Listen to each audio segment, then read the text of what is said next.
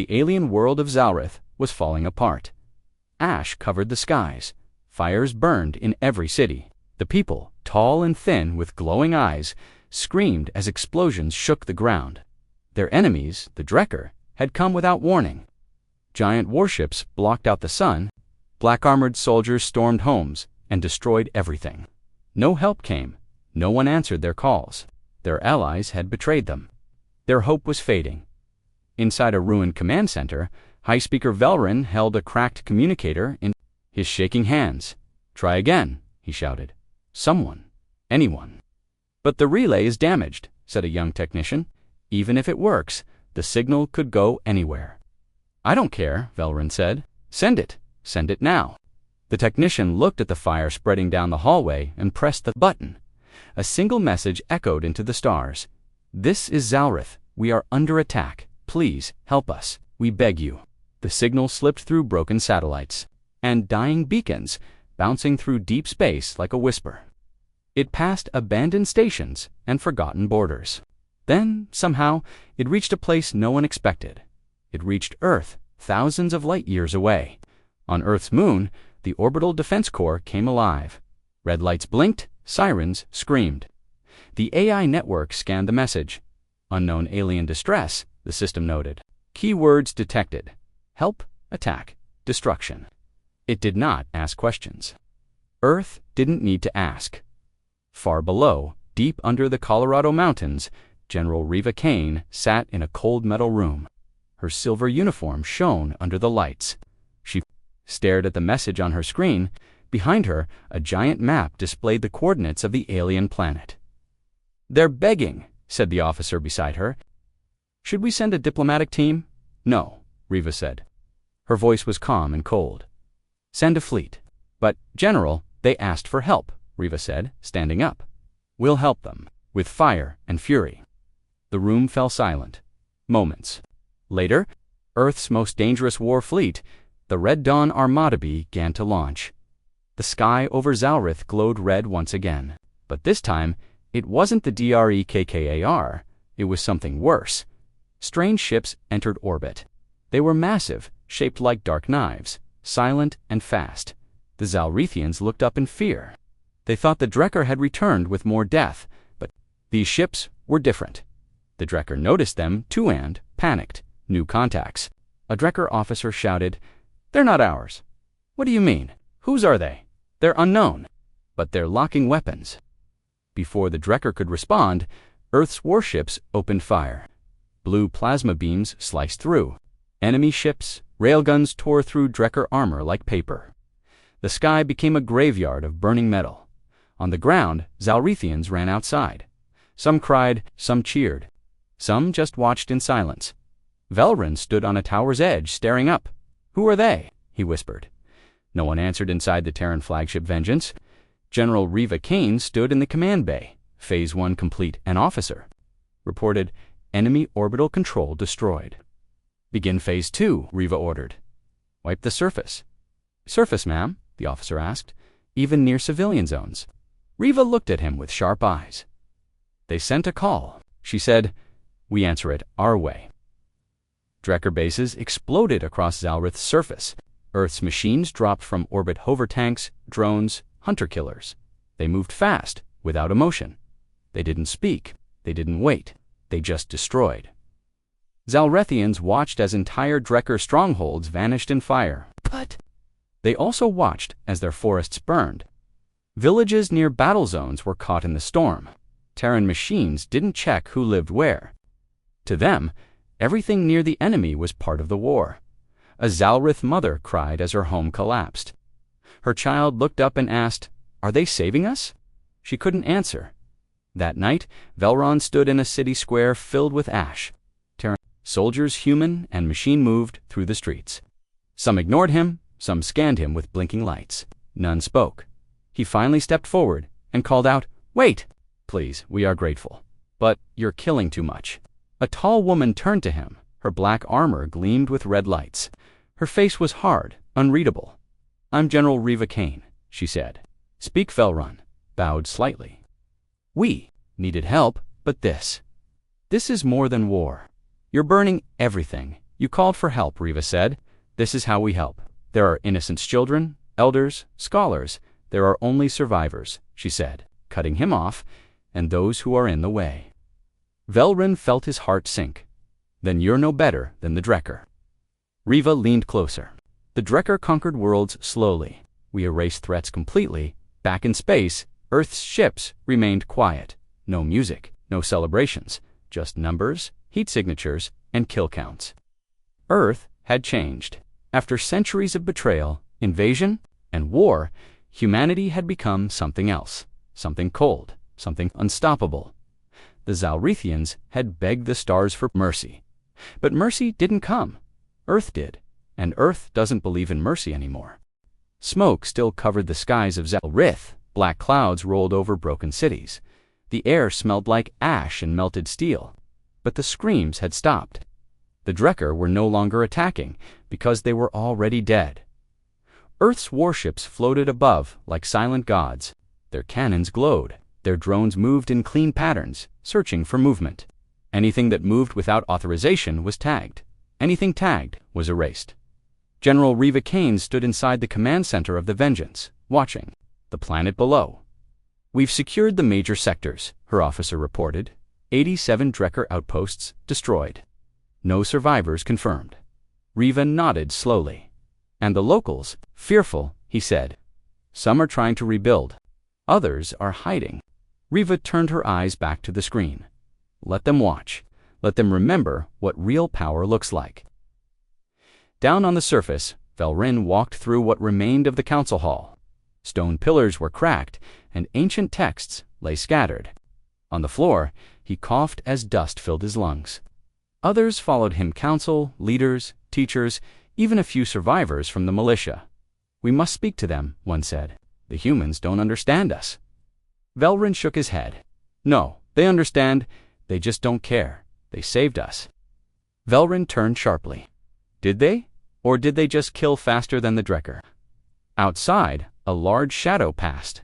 Over them, a Terran drone hovered above. It scanned them with a red beam, then moved on without a word. One of the Zalrith elders whispered, They watch us like we're insects. Velrin didn't reply. In a small mountain village, a mother named Laura tried to calm her daughter. The little girl couldn't sleep. The sound of explosions still rang in her ears. At night, the lights from the sky lit up the house like a storm. Will the humans leave soon? The girl asked. I don't know, Laura said, brushing her hair. Gently, they scare me more than the monsters did. Laura nodded.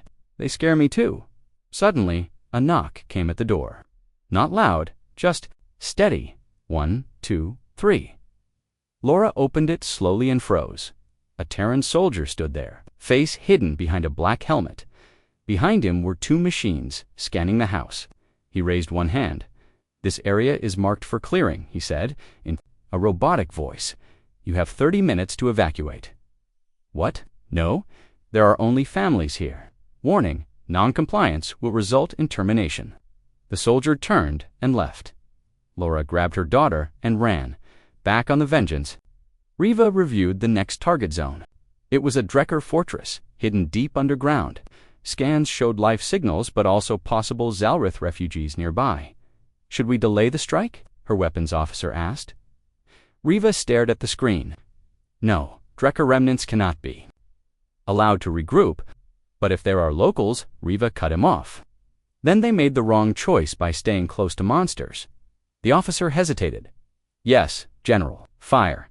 A bright flash lit up the battlefield. Deep below, the fortress melted under the impact. Nearby villages shook. The Zalrithians hiding underground screamed as fire roared through the tunnels. Velrin watched the flames rise from the distance. He clenched his fists. They're burning everything, he whispered. We can't stop them. One council member said.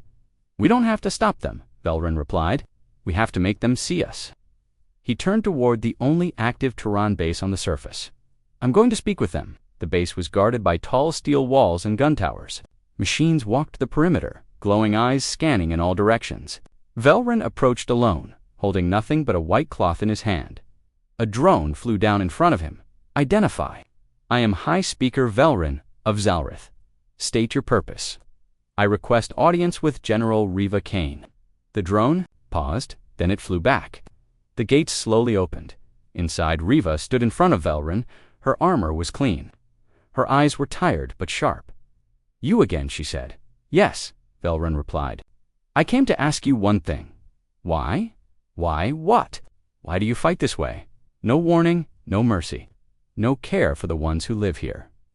Riva stepped forward. You called us. You asked for help. Earth doesn't send doctors. Earth doesn't negotiate. We do one thing while war. And we don't do it halfway. Velrun shook his head. You're not saviors. You're executioners. Riva's voice was ice. We're survivors. You called a predator to protect you from another predator. Don't act surprised now. Then why answer at all? Velrun asked. Why not just ignore us? Riva looked past him at the horizon. Because once we were like you, weak, hopeful, trusting, and it got us burned. Now we burn first. She turned to leave.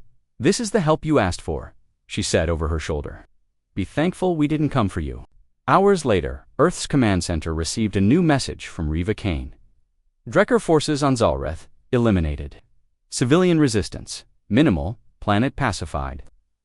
A second message was sent to Earth's High Command. Recommend no further. Aid species dependent and soft. Survival unlikely without protection. The response was short. Understood? Red Dawn Armada cleared for return. In Zalrith's skies, the warships began to rise again. Slowly, silently, the death machines that saved the planet began leaving it. On the surface, nothing moved. Not the people, not the birds, not even the wind. Just silence. Laura stood with her daughter, watching the dark ships disappear. They're going, the girl asked. Yes, Laura whispered. Will they come back? Laura didn't answer, because deep down she knew if they ever came back, it would be for war, not for mercy. Zalrith was quiet, too quiet. The skies were no longer burning, but the fear hadn't gone away. Families hid in broken houses. Children whispered in dark corners. No one laughed. No one celebrated. The war was over. Yes, but something still felt wrong. The humans were gone. Their black warships had vanished into space. Their machines no longer patrolled the streets. The sound of their weapons had faded, but their silence remained. It was heavier than the bombs. Velrun sat inside the ruined council hall. Papers were scattered across the floor. Old banners hung from half-burned walls. The other council members sat around him, all with tired eyes and tight faces. No message, someone said. No promise, no peace treaty, nothing. They left like ghosts, another muttered. Velrun leaned forward. They didn't come for peace. They came to win. And they did.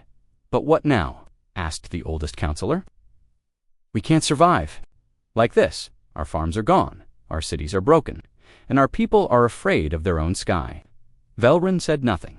His mind was full of the human woman General Riva Kane. Her voice still echoed in his head. We don't do mercy. We do survival. He stood slowly. We must prepare for the next storm. Not from the Drekker, but from the stars. In a quiet forest outside the city, a boy named Ren wandered through the trees. He was only 10, but looked older. War had stolen his childhood. His clothes were torn, and his eyes were sharp. He found something near the river, a piece of black metal half buried in the dirt. It was warm, glowing faintly with blue lines. He picked it up. It buzzed in his hand. Behind him, a voice spoke. Drop that. He spun around. A Terran machine tool, armored silent stood at the edge of the trees. It's red, I glowed. Are you going to kill me? No, the machine said. Not unless you become a threat. The boy slowly lowered the device. Why are you still here? Ren asked. The machine's voice was flat. I was left behind. Back in space, Earth's fleet moved through the stars in silence. Inside the command ship, Vengeance. General Riva Kane stared at a screen filled with new signals. One of her officers approached. We've received another distress call. A different system. Coordinates marked. Riva didn't blink. Source, planet Arakan. Under Drekker assault, she crossed her arms. Same enemies, same chaos. The officer nodded. Shall I prepared the fleet? Riva paused. No, The officer looked confused. "General, let them burn," she said. "We don't save strangers anymore. We only avenge what we've lost." The officer hesitated. But Zalrith Riva turned Zalrith was a reminder. We're not heroes, we're warnings. Back on Zalrith, the council gathered again. News had come in. A small Terran machine had been found wandering a ruined battlefield.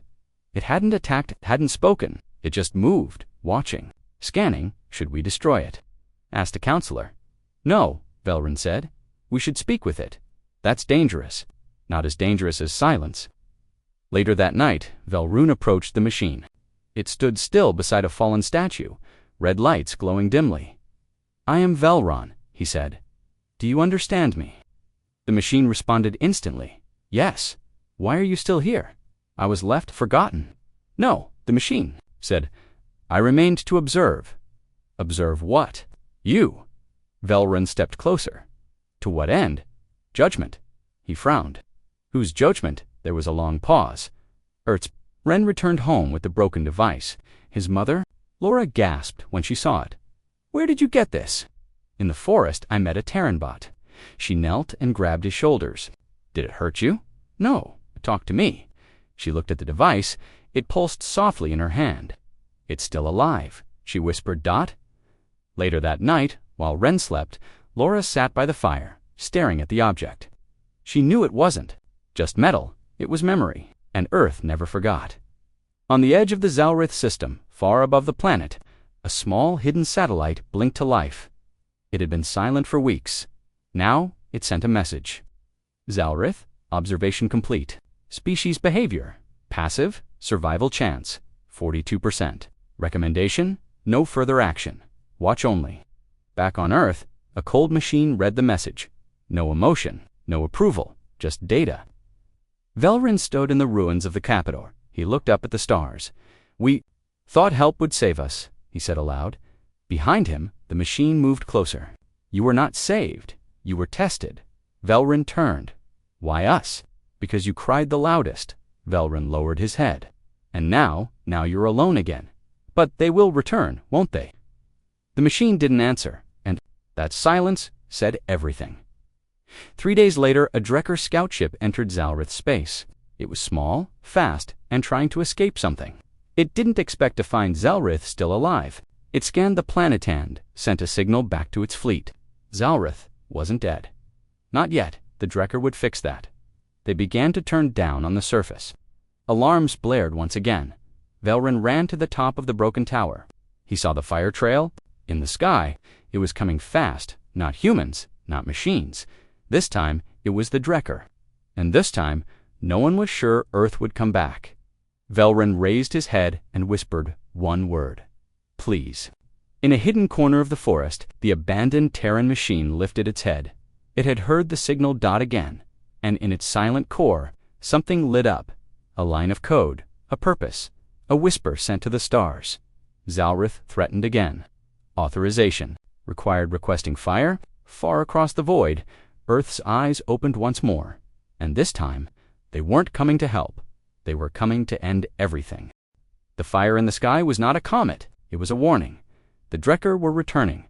Their ships broke into Zalrith's atmosphere like dark claws tearing through the sky. The people below panicked once more. Sirens echoed through the broken cities. Families ran. Soldiers shouted. But everyone knew the truth deep down. Zalrith was not ready. Not this time. Not alone. Velrin stood on the edge of a tower, staring at the black dots falling from the heavens. He gripped the cold stone tightly. His heart pounded. "They're here," he whispered. Beside him, a young council member shook with fear. "Earth. Will they come again?" Velrin didn't answer. He wasn't sure. Deep in the forest, the lone Terran machine came alive. Its red eye brightened. Metal plates shifted on its body. The grass beneath its feet turned hot from the energy. "Pulse it." Released. The message had been sent. But there was no response yet. Still, the machine moved. It walked through trees and hills, scanning everything around it. It began calculating attack paths, identifying enemy drop points, and marking potential civilian shelters. Not because it cared, but because it was designed to end threats. That was its purpose, and the Drekker were a threat. In the village, Ren watched the sky with wide eyes. His mother, Laura, pulled him back into the house. "We need to hide," she said, double quotes, "where they'll find us." She held his hand tightly. "We survived once. We can do it again." Ren looked down at the small piece of Terran tech he had hidden. In his pocket, it pulsed like a heartbeat. He hoped Earth was listening. Above Zalrith Drekker warships formed a wide net. Unlike before, they weren't attacking all at once. They were scanning first carefully. Their leader, Commander Varrock, stood inside his command ship. His body was wrapped in armor. His face was sharp and cruel. "This world still lives," he said. "Impossible." A soldier stepped forward. Their allies, the humans, must have spared them. Varrock hissed. "Then they are fools. This time, we strike smarter." He waved his hand. "Target their weak points. Burn their food. Destroy their power. Let them suffer before they die." The order went out, and the fires began again. In the ruined capital, Zalrith defenders ran through the streets. They weren't many just volunteers, students, older fighters with shaking hands, but they tried. Energy blasts from Drekker ships rained down, turning buildings into dust. The ground shook with every strike. Velrun stood near a defense cannon, trying to coordinate. He used an old radio to speak across channels. "Unit 3, fall back. Unit 5, hold the east road. Don't let them through." A voice crackled through. "We need backup Drekker armor approaching." Then silence. Velrun dropped the radio. "Where is Hearth?" he whispered. The Terran machine marched into a burning village. Zalrith survivors screamed and ran when they saw it, but the machine ignored them. It turned toward a Drekker gunship attacking civilians and raised its arm. A flash of blue energy shot forward, piercing the ship's hull in one clean strike. The gunship exploded midair. The people stopped. They stared at the machine. It scanned them quickly, then moved on. Some began to follow. Back in orbit, Earth received the distress signal. It was silent for a moment. Then, the cold machine minds of Earth's command system lit up. ZALRITH, under attack, enemy presence confirmed. Override directive, fire response, activated. In the deep silence of space, a new Terran fleet woke from its sleep, faster than light, stronger than before, and this time, there would be no survivors. Velrun ran through the streets toward the temple square. Drekker troops were moving in, blades drawn, armor shining. He had no weapons, only his voice. "Stop," he shouted. "This city has no defense left." The Drekker captain stepped forward. "Good. Then it will be easy to erase." He raised his blade. Suddenly, the sky cracked a loud scream, like thunder. A Terran drop pod slammed into the ground behind them, shattering stone and sending fire in all directions. From the smoke, a tall figure stepped out. Black armor, red visor, no emotion. General Reva Kane had returned. She raised her hand. The Terran strike force followed, and the real war began. Drekker soldiers turned in confusion, but it was too late. Terran drones swarmed them like angry insects. Plasma blades tore through their armor. Terran guns roared like machines from nightmares. Velrun dropped to the ground as explosions rocked the square. Above him, Reva moved like a ghost comm, precise, deadly. She saw him and stopped. "You called again," she said flatly. Velrun looked up at her, covered in dust and blood. "Yes." Reva nodded once. "Then watch closely. This is the last time," she gave the signal. Terran war had returned. Ren stood outside his house, watching dozens of black pods fall from the sky like meteors. His mother tried to pull him inside. "Don't look. I have to," he said. "They're not just fire, they're hope." The ground shook. Trees fell, and with them came the machines. Terran soldiers swept through the land without words. Their code was simple: see target, end threat, move on.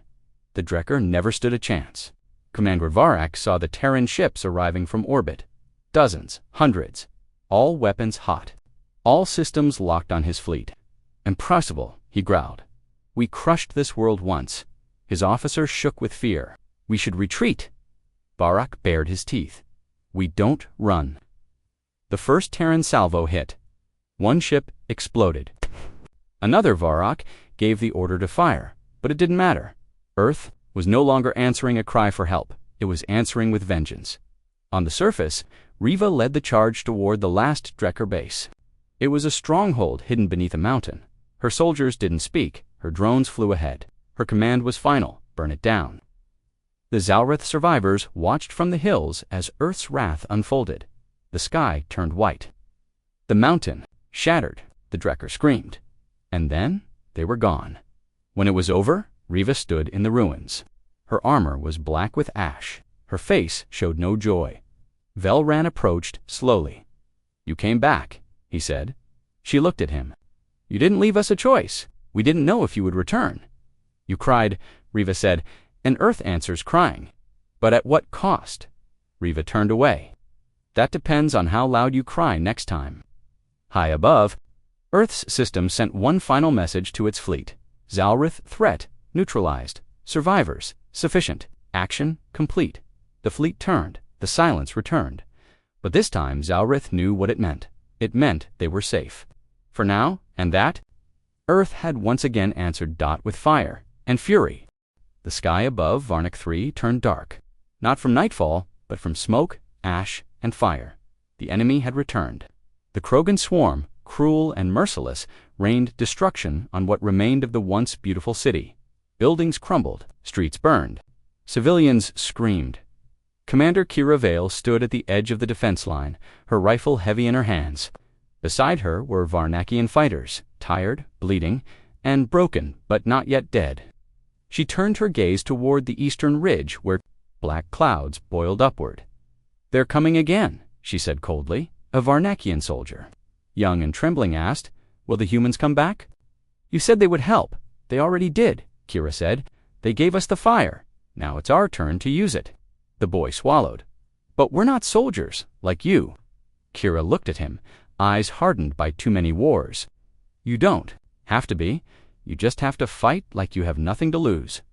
From the distance, the sound of insect-like wings buzzed. The Krogan swarm was approaching. Suddenly, the radio on Kira's hip crackled. "Commander Vale, this is Ghost 2. Incoming heat signatures, thousands of them." "How many is thousands?" she replied. "Too many." She looked at the ragtag group beside her. Most held human-made rifles. A few had armor patches marked with the Terran emblema. 3 and left, just as fast. "Positions," she shouted. People ran. They hid behind debris, turrets gifted by Earth activated. The humans hadn't left them helpless. They had left them a chance. But the Krogan were faster this time. They came. From the sky, screeching like demons.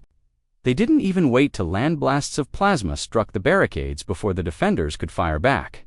Kira ducked as a blast shattered the rock beside her. Fire, fire, now. The sky lit up with gunfire.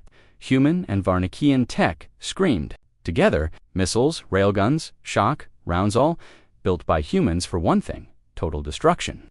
Still, the Krogan kept coming. A shriek tore through the air. Kira turned to see a massive Krogan brute slam into the front line, crushing 2 defenders beneath it.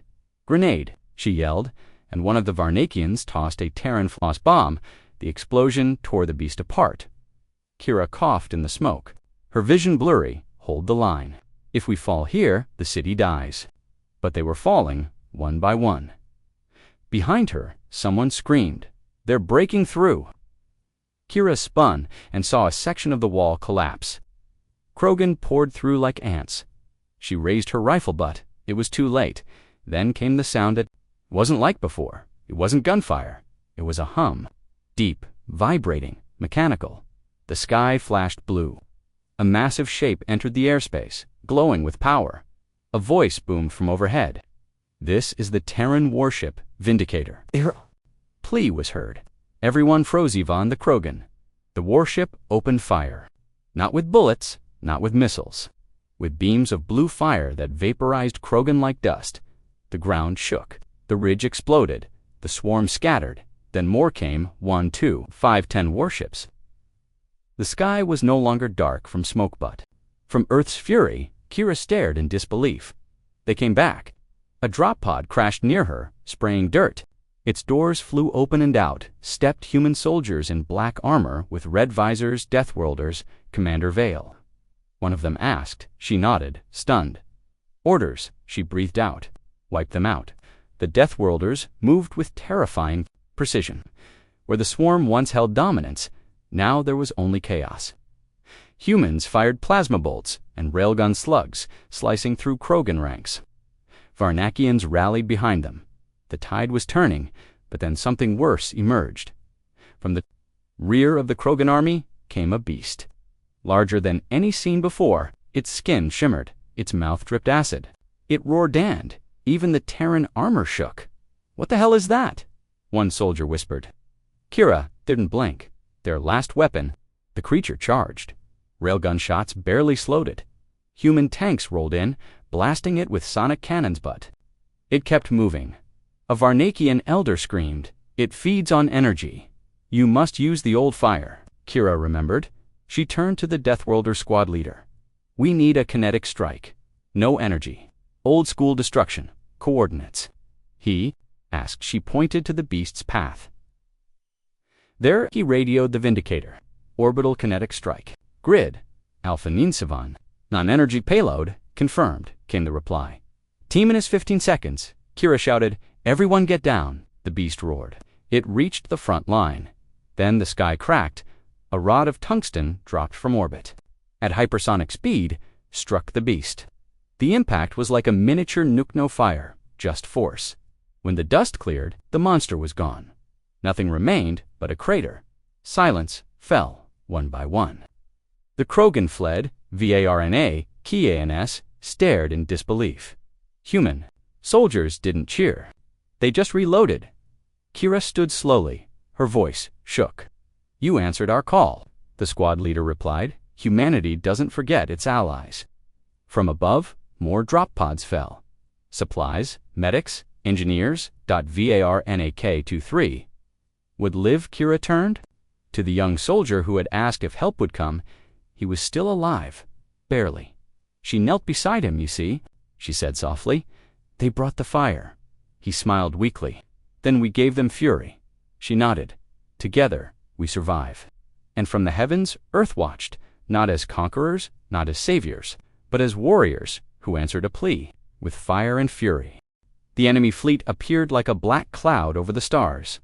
Commander Rhea stood on the bridge of the TNS Retribution, watching the screen. Dozens and no hundreds of enemy warships had entered the outer rim of the Alari system. The people below had begged for help. Now, the storm was here. "We're outnumbered," whispered Ensign Kieran. 20-1. Rhea didn't blink. "Then we'll make every shot count." No reinforcements had come from the Alari Council. No help from the Galactic Union. Only Earth's warships stood between the enemy and a slaughter.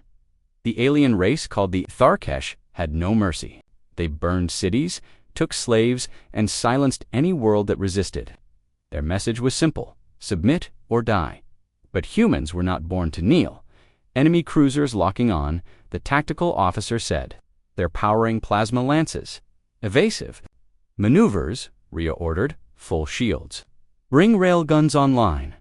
The Retribution shifted, engines roaring. Space outside lit up with streaks of blue fire. Enemy beams sliced past them, some smashing into smaller Alari defense platforms, tearing them apart. Return fire, Rhea barked.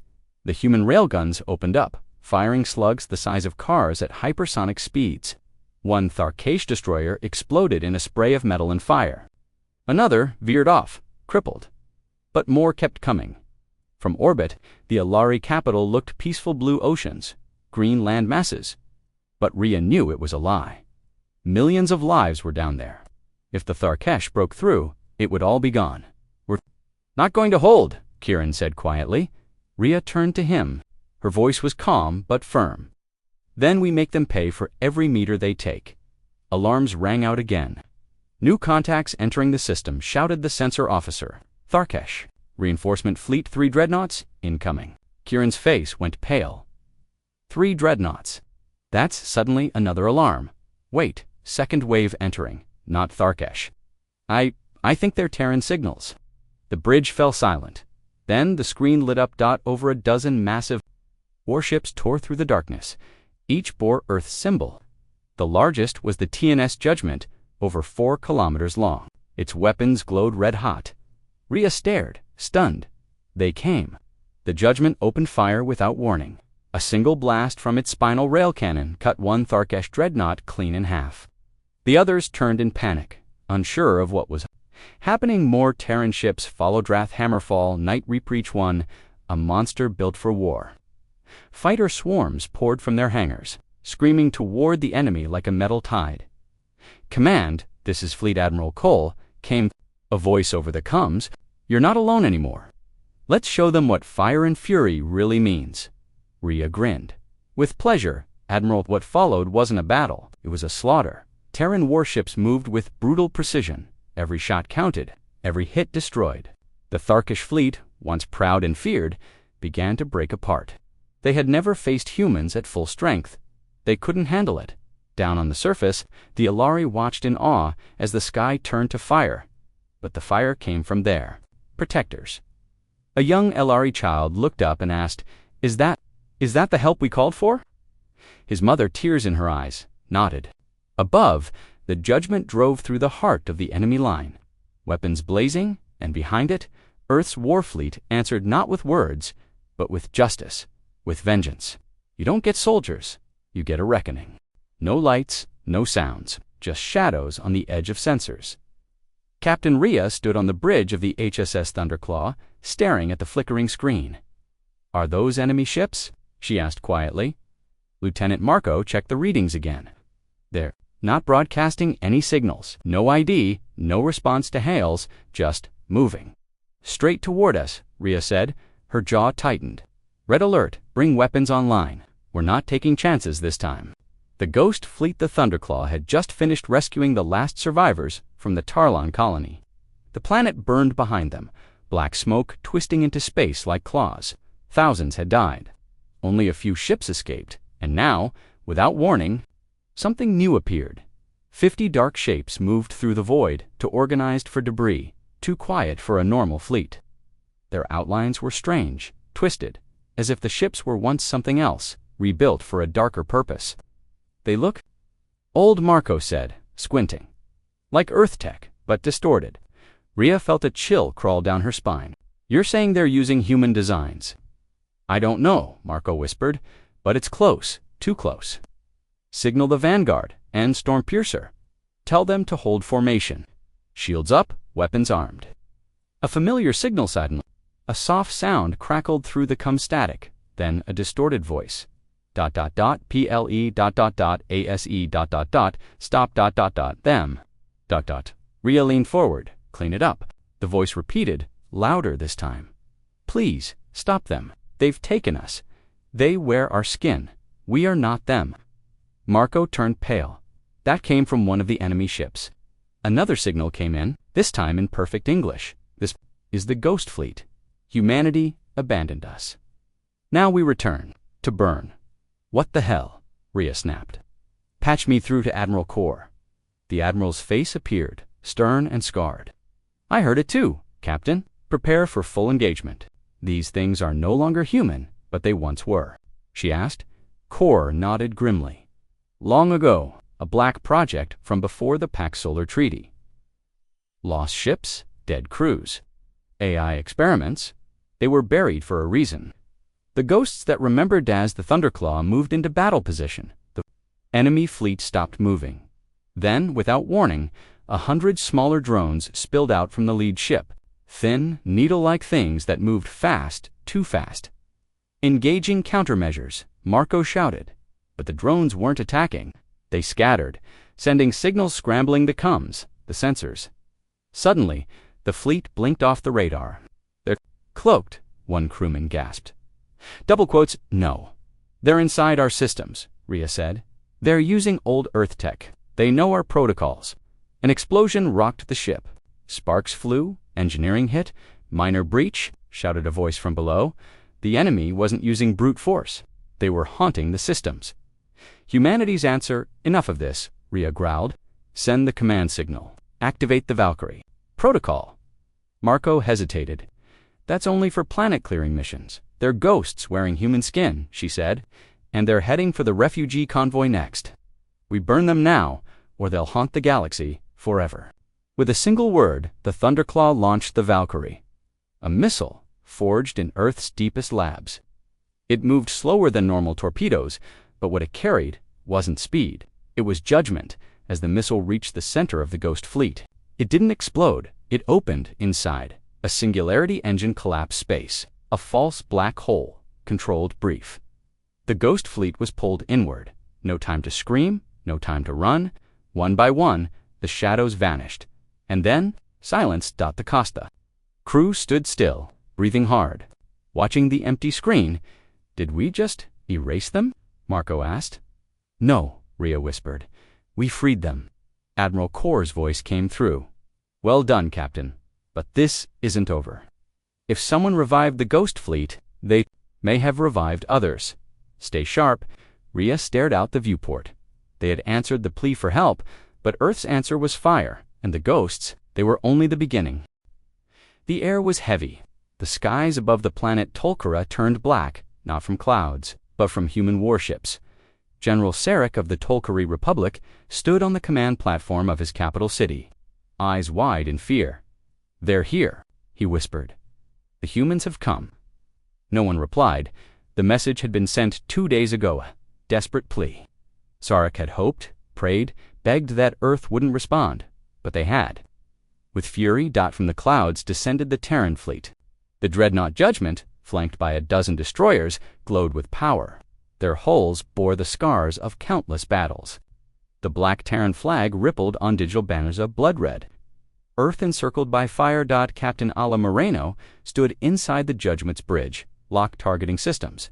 Focus on shield generators first, then disable planetary comms. A junior officer hesitated. They're not shooting at us. I know, she said coldly. But they let our allies die. They ignored our warnings. Now they'll understand what mercy lost means. The command was given. Fire burst from orbit like 1,000 falling suns. Blue shields shimmered across Tolkara's capital, then shattered. Below, buildings crumbled. Energy towers exploded. The screams began. General Sarek watched the destruction. Open channels, he yelled. We surrender. Please, we surrender. But no reply came. Across the planet, human drop pods slammed into the ground. Massive machines followed walker mechs, rolling tanks, infantry in dark armor with glowing visors. Commander Juno Virik led the ground assault. Her voice echoed through the comms. Non-combatants are not targets, but military infrastructure is to be leveled. Leave nothing standing. The Tolkari resistance tried to fight back. Turrets fired. Fighters took off from bunkers, but it was useless. The humans were faster, smarter, colder. A swarm of drones raced through the sky like angry hornets. Precision strikes turned bunkers into burning holes. Human tanks moved in formation, crushing any defense that rose in their path. Juno walked calmly through the battlefield, plasma rifle on her back. This isn't vengeance, she told her team. It's a lesson. One of her soldiers frowned. They're running, ma'am. Some dropped weapons. Civilians are fleeing. Juno nodded. Let them flee. Let them carry the story of what Earth does to traitors. In the city's deepest shelter, General Sarek collapsed onto his knees. They warned us. The humans warned us. His aide, trembling, asked, What now, sir? Looked at the monitors, every feed showing fire, smoke, and thunder. Now we pay.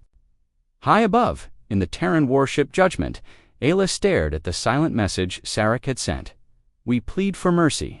She didn't smile. She didn't even blink. They pleaded for mercy, Ayla said quietly, but we remember how they begged us not to intervene, how they watched our allies die. She stood, armor shining under red light. Tell the fleet, commenced the second wave. An hour later, every military command post was gone. The planetary government was shattered. Was no longer a sovereign world. It was under Earth's authority now, but this was no peaceful occupation. This was a message back on Earth. In the Grand Council chambers of the Terran Union, High Commander Elias Kane received the report. Operation Siege of Shadows, complete, the AI said. Elias stood, then broadcast the footage. The chamber went silent. One senator leaned forward. You're really going to show it? Yes, Elias said. The whole galaxy must see it. Won't they fear us more? Elias nodded. Exactly. They should. Across the stars, screens lit up in 1,000 languages. People saw the humans descend like wrath. They saw fire from the sky. They saw mercy denied. And they understood Earth no longer answered with peace. Earth answered with fury. And the galaxy trembled. The smoke above Drazak's capital still lingered. The once proud city was now filled with silence and ash. Streets that had echoed with life were now covered in dust and rubble. The humans had passed through like a storm, and nothing was the same. Above the ruined towers, a giant Terran dropship hovered. Its engines hummed low like a warning growl, and from its metal belly, more soldiers dropped into the broken city. Commander Lexa Graves stepped out first. Her armor was scratched, her face hard, but her eyes scanned everything, every shadow, every sound. She raised her wrist. Come. Status report. Any hostiles still hiding? A voice crackled back. All resistance crushed in Sector 4. We're sweeping the tunnels next. Lexa nodded and turned to the group behind her. Remember, we didn't start this war, but we'll make damn sure we end it. Beside her, Sergeant Mickle tapped the side of his helmet. Another distress signal from the outer rim, same species, same lies. Lexa didn't flinch. Let them scream. We answer cries for help, not traps. But deep below, in the ruins of the old palace, something moved. A faint whisper echoed through the dark. Don't shoot, please. It was a voice, soft, broken, alien. Lexa motioned her team to halt. She walked slowly into the dark hall, her flashlight cutting through dust and shadow. A small figure crawled from the Rubeljung, covered in ash, trembling. A child? Please, don't kill me, the girl sobbed. Lexa's expression didn't change. She knelt beside the child, removed her helmet, and spoke calmly. We're not here to hurt the innocent. We're here to end the monsters who used you. The girl stared at her. The High Lords, they made us lie. They told us to beg for help. They said the humans would come and destroy their enemies. But when you came, you burned everything. Lexa's voice was cold. Because your High Lords forgot something. Humanity doesn't fight to conquer. We fight to protect. But when you trick us into war, when you use our mercy against us, we stop being protectors. We become fury. Behind her, Sergeant Mickle spoke. We found the communication core. Want us to shut it down? No, Lexa said. Send one. Last message. She stood, eyes burning with anger. Tell the galaxy, don't plead for help if you plan to stab us in the back. The child looked up, shaking. Will you kill us all? Lexa looked away. We won't kill the innocent, but those who lied, those who used children and twisted words to trick Earth's fleets, they've already chosen their end. Far above the ruined world, orbiting in space, the Terran fleet stood ready. Ships the size of cities, guns that could crack moons, silent, waiting. A single message blinked to life on every screen. They begged for mercy. We answered with justice. General Roth stood on the bridge of the dreadnought Iron Vow. His eyes were fixed on the star chart. Begin targeting sequence for the next planet in the chain. Same species, same tactics, no more warnings. Officer hesitated. Sir, what if there are more civilians? Roth's voice was firm. Then they'd better learn quickly who to blame. We're not the monsters here, but we'll finish them. Meanwhile, far across the stars, leaders of the guilty species panicked. They watched transmissions of their fallen cities. They heard the cries of their soldiers. And they saw the humans calm, precise, unstoppable. One council leader slammed his fists on the table. This is madness. They were just a primitive world a century ago. Another whispered, we made a mistake. We woke something that was better left alone. Back on the surface of Drazak, Lexa watched the rising sun. Smoke still curled into the sky, but the worst was over, or so they thought. A sudden blast shook the ground. Lexa spun around. Report. Unknown energy signature. Mickle called, coming from deep below. They ran toward the tremor. Dust fell from broken walls. Lights flickered. Then the floor split open, and a massive machine emerged. Old, alien. Not made by the Drazakians. What the hell is that? Someone shouted.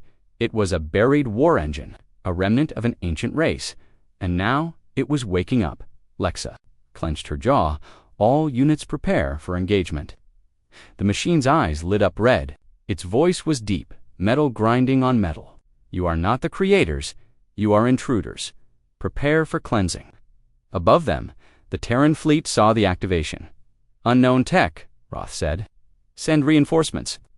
And alert Earth, we may be dealing with something older than we thought. The war wasn't over. The galaxy had lied to humanity once, but now it had truly begun to understand what fire and fury meant. The stars were burning over the shattered world of Varela. Black smoke rose into the void, twisting through the wreckage of what had once been a peaceful capital city. The alien survivors huddled in underground shelters, eyes wide, hearts pounding. Had begged for help. They had cried into the void, and now the monsters they had summoned, the humans, had come. General Tharn stepped out into the half-ruined bunker, watching as massive Terran dropships descended in fire. Their engines screamed. Like demons, their soldiers, hulking armored, giants marched in silence. No mercy, no hesitation. "Why?" Theron whispered. "We only wanted peace." But he knew it was a lie. His people had started this war. They had helped the Krivari enslave Earth's colonies. They had betrayed their treaty with Terra, and now retribution had arrived. A group of virulent guards ran up to him. "General, the Terrans are in Sector 4. There a deep explosion shook the Earth. Dust rained down from the ceiling. They've breached the core gate," one of the guards shouted. Tharn's hands trembled. "They move like ghosts. They do not speak. They do not answer. Surrender. They only bring death." Outside, the sound of plasma rifles and screaming echoed above it all. A strange, calm voice crackled through every communicator across the planet. "This is Fleet Admiral Cade of the Terran Retribution Armada. You chose war. You chose betrayal. Now Earth answers not with mercy, but with fire and fury. Pray your people learn from your mistake, because you won't live long enough to." Thon dropped his weapon. He knew this was the end, but in orbit, something even more terrifying began to unfold. Aboard the Terran dreadnought TNS Wrath of Soul, Fleet Admiral Cade stood on the command deck. His eyes were cold, calculating. "Status report," he said. "Varela's planetary shield has collapsed. All major cities neutralized. We are mopping up the last resistance." "Casualties minimal," the AI responded. "Good," Cade said. He turned to his second-in-command, Captain Vale. "Prep the next target." Vale nodded grimly. "Sir, what about the other species who supported the betrayal? The Mornock, the Jash?" Cade didn't blink. "Line them up, one by one. They're sending surrender signals now." He gave a small, bitter smile. Too late. On the distant moon of Jarak's High Chancellor Vern watched the destruction of Varela live on the galaxy's emergency channels. Explosions, screams, the Terran war anthem played in the background's low, eerie drums echoing with the beat of doom. "They're wiping them out," his advisor whispered. "We were fools," Vern muttered. "We thought the humans were weak. We thought they would beg. Now they make others beg." The room fell silent as the transmission changed. A new message broadcast across the stars. It was a simple warning to all those who stood against Terra. This is not conquest. This is justice. You wanted monsters, you got them. Back on Varela, General Tharn was dragged from the rubble by two Terran soldiers. Their armor hissed as they moved. Faces hidden behind glowing helmets, he was bleeding, weak, defeated. You don't have to kill everyone," he gasped. One of the Terrans tilted their head. "You bombed Earth's colonies. You enslaved our people. You gave children to the Krivari. Now you ask for mercy." Tharn's voice shook. "We were afraid of your strength, so we struck first." The soldier nodded. "And now we strike last." A single plasma round ended him clean, silent, in the aftermath. The fires on Varela died slowly. Terran ships left orbit, not bothering to occupy the ruins. Their mission wasn't conquest, it was punishment. Every system that had joined the betrayal began to broadcast desperate apologies, pleas for forgiveness. Promises of peace, none were answered. The Wrath of Soul simply moved from one star to the next, cold, unstoppable. Humanity had once been a species of peace, of exploration, of hope, but the galaxy had taught them cruelty. Now Earth had become something else, a name whispered in terror. On a small neutral station deep in fringe space, A group of alien children stared at the holoscreen, watching human soldiers stand tall over the burning Verilon cities. One asked, in a trembling voice, "Are they coming here too?" The teacher knelt down and whispered gently, "Not if we stay true. Not if we remember what they are." The child looked up. "What are they?" The teacher's voice dropped to a hush. "Humans are fire wrapped in flesh.